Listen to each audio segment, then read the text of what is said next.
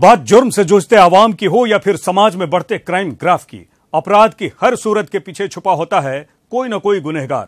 नमस्कार, मैं हूं आजाद। तफ्तीश की राह में आने वाली हर कड़ी सुराग बनकर पहुंचाती है गुनहगारों को सलाखों के पीछे। तो आप बने रहिए हमारे साथ, क्योंकि हर जुर्म के खिलाफ हमारी तफ्तीश जारी है। अररिया में एक जिंदा इंसान को सरकारी फाइलों में मृत घोषित कर दिया गया। अब वो इंसान अपने जिंदा होने का सबूत लेकर दर दर की ठोकरें खा रहा है, लेकिन उसे जिंदा मानने के लिए कोई तैयार नहीं है। सरकारी योजनाओं के लाभ से वो वंचित है। कैसे, देखिए तफ्तीश में। जिंदा भूत की पुकार, दर दर की खा रहा ठोकरें, लगा रहा न्याय की गुहार।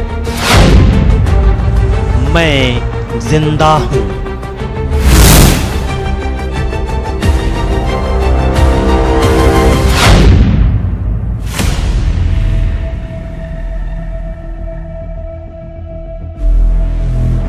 आंखें पथराई हुई हैं, शरीर विकलांग है, ऊपर से उम्र भी ज्यादा हो गई है। घर की हालत भी काफी दयनीय है। घर का खर्चा कैसे चलेगा, इसका दबाव है। किसी तरह से अपने घर का खर्चा चला रहा है, लेकिन इतना तो सबको नजर आ रहा है कि ये इंसान जिंदा है। लेकिन हमारे कुछ रहनुमाओं का करामात देखिए। इस इंसान को जिंदा ही मार डाला है। आज ये इंसान जीवित होते हुए भी जिंदा भूत बने अपने जिंदा होने का हर जगह सबूत देते फिर रहा है। इधर उधर भटक रहा है, ऑफिस का चक्कर लगा रहा है। ये लाचार बूढ़ा इंसान हर एक ऑफिस में वो कागजात दे रहा है जिससे ये साबित हो सके कि वो जिंदा है। लेकिन हैरानी की बात देखिए, इसके बावजूद अभी तक सरकारी कागज में ये इंसान मर चुका है।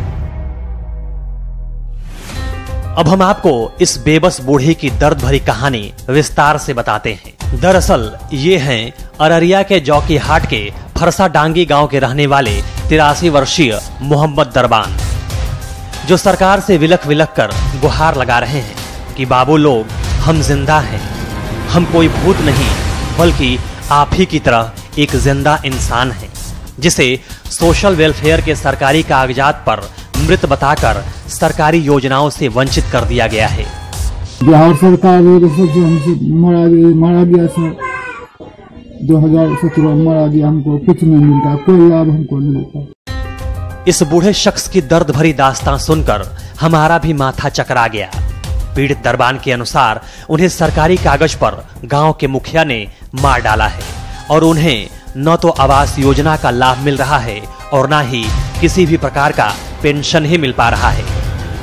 हैरानी की बात देखिए, जब इस बूढ़े शख्स ने मुखिया से इस बारे में बात की तो मुखिया को जरा भी गुरेज नहीं था इस बात को बताने में कि तुम तो सरकार की नजर में मृत हो चुके हो, तुम्हें लाभ नहीं मिल सकता।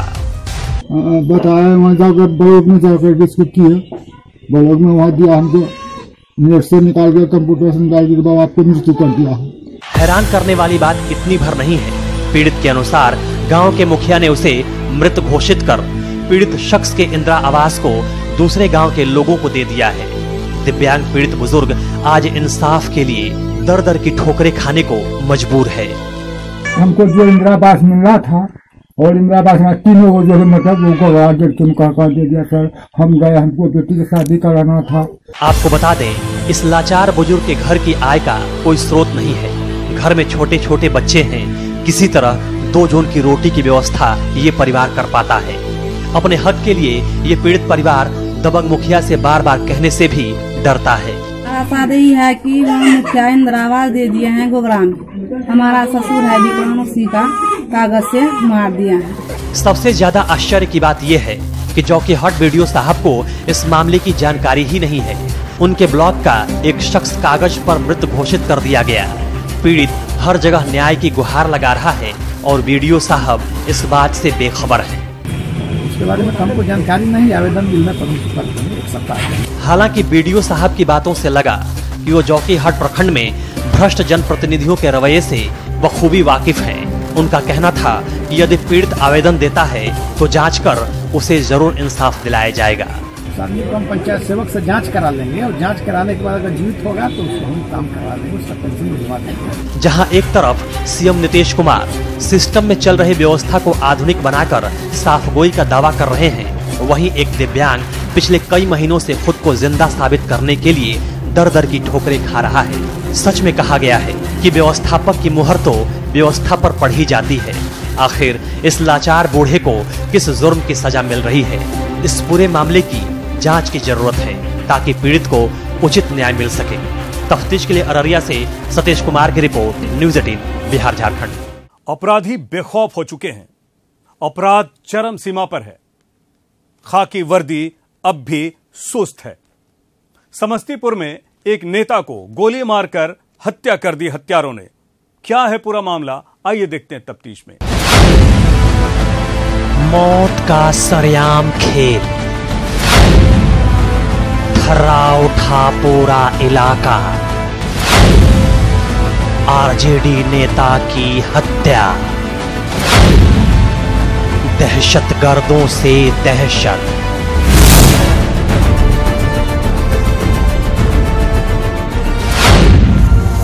सूरज चढ़ रहा था, सड़क पर सन्नाटा था। वह अपने घर से कुछ कदम की दूरी पर ही पहुंचे थे कि बाइक से आए अज्ञात हमलावरों ने उनके ऊपर फायरिंग करनी शुरू कर दी। वह जमीन पर खून से लथपथ होकर गिर पड़े। गोलियों की आवाज सुनकर लोग मौके पर पहुंचे, लेकिन चारों तरफ पसरे खून और तड़पते नेता रघुवर राय को देखकर लोग दहल गए। फर्श पर चारों तरफ पसरा हुआ खून दहशतगर्दों की दरिंदगी को बखूबी बयां कर रहा है कि किस तरह से हत्यारों ने आरजेडी नेता को अपना निशाना बनाया है। इस वारदात से लोग भी कांप गए। जिस बेरहमी से अपराधियों ने खून की होली खेली है वो रोंगटे खड़े करने वाला है। शातिर अपराधियों ने इस वारदात को बड़े ही शातिराना तरीके से अंजाम दिया है। किसी को भनक तक नहीं लगी। अपराधी वारदात को अंजाम देकर मौके से फरार हो गए। 3 लड़का आया, घर से बुलाया, सर सर कह के सर निकले, उनको मार दिया गया। ये सनसनीखेज वारदात समस्तीपुर के कल्याणपुर थाना इलाके का है, जहां अपराधियों ने आरजेडी के प्रदेश महासचिव और पूर्व जिला परिषद उपाध्यक्ष रघुवर राय की गोली मारकर हत्या कर डाली। इस घटना के बाद चारों तरफ हाहाकार मच गया। हंगामे का दौर शुरू हो गया। डेली गरीब गुरबा लोग से या जिनको जो समस्या होती थी मिलते थे। अब आए सुबह सुबह, अब कोई जनता दरबार में कोई आता है, अब क्या जाने कि कोई गोलियां लेकर आए। 2 आदमी से आए थे, 3 आदमी से बाइक से आए थे, आके तरतरा दिया, 6 गोली उनको लग गया। घटना के बारे में मिली जानकारी के मुताबिक आरजेडी नेता रघुवर राय आज अपने घर से सुबह मॉर्निंग वॉक के लिए निकले ही थे। उसी वक्त पहले से घात लगाए अज्ञात हमलावरों ने घर के पास ही उन पर ताबड़तोड़ फायरिंग करनी शुरू कर दी। फायरिंग के बाद अपराधी मौके से फरार हो गए। गोलियों की तड़तड़ाहट से पूरा इलाका कांप गया। आरजेडी नेता रघुवर राय जख्मी हालत में जमीन पर गिर पड़े, जिसके बाद आनन फानन में लोगों ने उन्हें दरभंगा के डीएमसीएच में भर्ती कराया, लेकिन इलाज के क्रम में उन्होंने दम तोड़ दिया। हम लोग आज राजद परिवार कर्पूरी जयंती भी मनाने के लिए सोच रहे थे कर्पूरी चौक पर, लेकिन हम लोग मर्माहत हैं। राजद परिवार का आज उत्तर बिहार का एक बहुत बड़ा हस्ती हम लोग के बीच में नहीं रहे। अपराधियों ने आरजेडी के प्रदेश महासचिव और पूर्व जिला परिषद उपाध्यक्ष रघुवर राय को 6 गोलियां मारी है। स्थानीय लोगों से मिली जानकारी के मुताबिक इस वारदात को 3 अज्ञात अपराधियों ने बड़े ही शातिराना तरीके से अंजाम दिया है। रूह कपाने वाली ये वारदात चंद पलों में ही चारों तरफ फैल गई। आरजेडी नेता की हत्या की सूचना ने सबका होश उड़ा दिया था। कुछ ही देर में तमाम समर्थकों की अस्पताल और उनके घर पर भीड़ लग गई। कई लोगों ने हाईवे पर जाम लगा दिया। लोग प्रदर्शन पर उतर आए।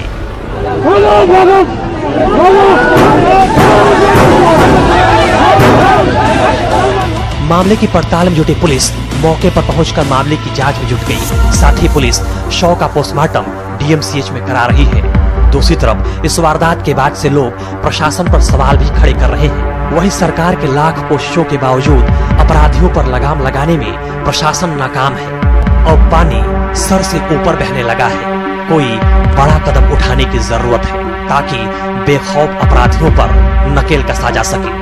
तफ्तीश के लिए समस्तीपुर से मुकेश कुमार की रिपोर्ट, न्यूज़ 18 बिहार झारखंड। पालगंज में एक 25 वर्षीय युवक को गोली मारकर बेखौफ अपराधियों ने मौत के घाट उतार दिया था। उस युवक का शव बगीचे में पड़ा हुआ था। शव की जानकारी मिलते ही आसपास के इलाके में खौफ मच गया। क्या है पूरा मामला, आइए देखते हैं। बगीचे में पड़ी युवक की लाश, अज्ञात लाश से सनसनी, अनसुलझी मौत की कहानी। एक युवक एक बगीचे में मौत की नींद सो रहा था, जिसकी सूचना के बाद मौके पर लोगों की भीड़ जमा हो गई। सभी सवाल पे सवाल कर रहे थे, जिसका जवाब किसी के पास नहीं था। किसी को भी नहीं पता था कि ये युवक कौन है और इसकी हत्या किसने की है। दरअसल ये मामला गोपालगंज के कटेया थाना क्षेत्र के खुरहुरिया गांव का है, जहां एक युवक का शव देखने के बाद चारों तरफ हाहाकार मच गया। चंद पलों में यह खबर सभी ओर फैल गई। ग्रामीणों ने आनन फानन में इसकी सूचना पुलिस को दी, जिसके बाद मौके पर पहुंचे पुलिस मामले की तफ्तीश में जुट गई। दाग है, गोली का दाग है कान के नीचे। अपराधियों ने युवक के कान के पास गोली मारकर हत्या की थी। मामले की पड़ताल में जुटी पुलिस का मानना है कि शव को देखने से लग रहा है कि उसकी हत्या कहीं और की गई होगी और हत्या करने के बाद शव को यहाँ फेंका गया है। मृतक युवक की उम्र करीब 25 साल है, जो शर्ट और जींस पहने हुए है। उसके पॉकेट से पुलिस ने 73,000 रुपए नगद भी बरामद किए हैं। बहुत ऐसा प्रतीत होता है कि कहीं से तो मार के उस जगह फेंका गया है। कान के पास मारी गई गोली ये साबित करती है कि गोली काफी नजदीक से मारी गई है। इसके अलावा युवक के शरीर पर कई जगह गहरे जख्म के निशान हैं, जिससे ये साबित होता है कि हत्या से पूर्व उसकी बेरहमी से पिटाई भी की गई है। फिलहाल पुलिस ने शव को कब्जे में लेकर पोस्टमार्टम के लिए गोपालगंज सदर अस्पताल भेज दिया है। मृतक की शिनाख्त की कोशिश की जा रही है। साथ ही अभी हत्या के कारणों का खुलासा नहीं हो सका है। वैसे ये घटना जहां हुई है, वहां से उत्तर प्रदेश की सीमा काफी नजदीक है। ऐसी आशंका जताई जा रही है कि युवक की यूपी में हत्या कर शव को यहाँ फेंक दिया गया हो, या फिर अपराधी युवक की हत्या करने के बाद यूपी की सीमा में चले गए हों। बहरहाल पुलिस सभी एंगलों से मामलों की पड़ताल कर रही है। देखना ये होगा कि इस वारदात का खुलासा पुलिस कब तक कर पाती है। तफ्तीश के लिए गोपालगंज से मुकेश कुमार की रिपोर्ट, न्यूज़ 18 बिहार झारखंड। ये मामला लखीसराय के मेदनी चौक थाना क्षेत्र का है, जहां एक हवसी ने एक 3 साल की मासूम बच्ची के साथ दुष्कर्म की घटना को अंजाम दिया। इस घटना के बाद पूरे इलाके के लोग हैरान हैं कि आखिर उस शैतान के दिमाग में क्या सवार था कि इस तरह की घिनौनी हरकत को उसने अंजाम दिया। क्या है पूरा मामला, आइए देखते हैं तफ्तीश में। मानवता हुई शर्मसार, हवसी भेड़िया बना शैतान, मासूम बच्ची से दरिंदगी, 3 साल की मासूम से रेप। इंसानियत मरती जा रही है, लोग हैवान होते जा रहे हैं। लोगों के दिलों में पाप बढ़ रहा है, मानवता दम तोड़ रही है। हवसी भेड़ियों की करतूतें आए दिन सामने आ रही हैं। एक बार फिर से एक ऐसे दरिंदे का कारनामा सामने आया है, जिसकी वजह से इलाके के लोग अवाक हैं। हर कोई हैरान है। एक दुष्कर्मी की घिनौनी करतूतों ने सबको दहला के रख दिया है।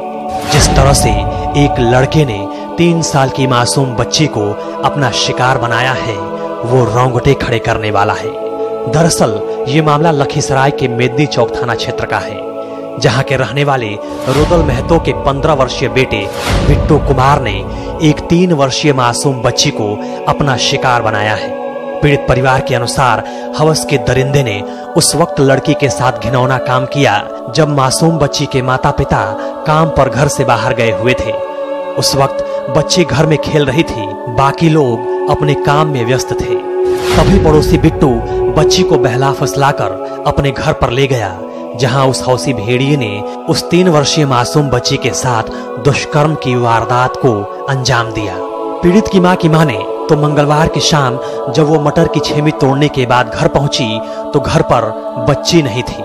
बच्ची की तलाश करते हुए उसकी मां जब पड़ोसी बिट्टू कुमार के घर गई तो मासूम बच्ची की मां ने उस हौसी भेड़िए को रंगे हाथों पकड़ लिया। बच्ची जोर जोर से रो रही थी। दरिंदा बिट्टू उसका मुंह दबाए हुए था, बच्ची के साथ गलत कार्य कर रहा था। जिसके बाद बच्ची की मां ने शोर मचाना शुरू किया, लेकिन तब तक युवक महिला को धक्का मारते हुए वहां से फरार हो गया। बच्ची की मां का यह भी कहना था कि इस कार्य में शामिल एक दूसरा संजय नाम का युवक भी था, जो दरवाजे पर खड़ा होकर निगरानी में लगा हुआ था। मामले की जानकारी होने के बाद पुलिस पड़ताल में लग गई है। पीड़ित बच्ची के मां के बयान के आधार पर पुलिस रुदल महतो के 15 वर्षीय बेटे बिट्टू कुमार पर महिला थाना में मामला दर्ज कर लिया है। बच्ची की मां के बयान पर आया हुआ। मामले की जांच में जुटी महिला थाना पुलिस बच्ची का मेडिकल करवाने में जुटी हुई है, साथ ही आरोपियों की तलाश कर रही है। पुलिस ने 2 लोगों के खिलाफ मामला दर्ज किया है। पुलिस का कहना है रिपोर्ट सही पाए जाने के बाद आरोपियों के खिलाफ कार्रवाई की जाएगी। मेदिनी चौकी में 3 साल की बच्ची के साथ रेप का कांड के लिए आए हैं लोग। आए थे, केस दर्ज किया गया है, कोर्ट में ले गया है, मेडिकल करवा रहे हैं। हौसी दरिंदों की वजह से हमारा समाज आए दिन शर्मसार हो रहा है। इनकी घिनौनी करतूतें बढ़ती ही जा रही हैं। रिपोर्ट सही पाए जाने के बाद पुलिस को चाहिए ऐसे हौसी भेड़ियों के खिलाफ कड़ी से कड़ी कार्रवाई करने की, ताकि ऐसे दरिंदों को सबक सिखाया जा सके। तफ्तीश के लिए लखीसराय से राकेश कुमार की रिपोर्ट, न्यूज़ 18 बिहार झारखंड। अपराधी चाहे लाख शातिर हो, तफ्तीश की दिशा अगर सही है तो बच नहीं सकता कोई भी गुनहगार सलाखों के पीछे जाने से। तो पुलिस चाहे सोई हो, मुजरिम चाहे कोई हो, आप बने रहिए हमारे साथ, क्योंकि हर जुर्म के खिलाफ हमारी तफ्तीश बदस्तूर जारी है।